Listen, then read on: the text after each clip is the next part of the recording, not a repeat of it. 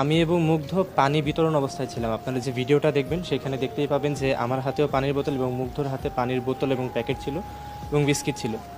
ও আসলে আমাকে বলছিল যে আমরা এখান থেকেই পানি বিতরণ শুরু করি। আমরা পানি বিতরণ করছিলাম, তো সেখানে টিয়ার গ্যাস এবং যেসব কারণে আমরা কিছুটা মানে দুর্বল হয়ে সেখানে কিছুক্ষণ বসলাম এবং বসা অবস্থায় মুগ্ধ এবং আমি পানি দিচ্ছিলাম সবাইকে।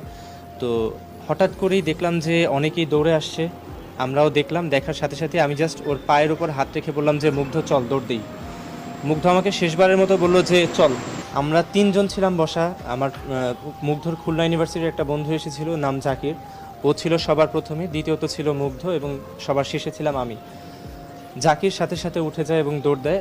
কিছুক্ষণ পরেই আমিও দৌড় দিই। দৌড় দেওয়ার পর আমি 2 থেকে 3 কদম যাবার পর যেটা দেখতে পাই যে জাকির আমার সামনে আছে এবং সবাই দৌড়াচ্ছে, কিন্তু মুগ্ধ আমার সামনে আর নেই। তখন আমি ওই জায়গাতেই থেমে যাই এবং ঘুরে তাকিয়ে দেখতে পেলাম যে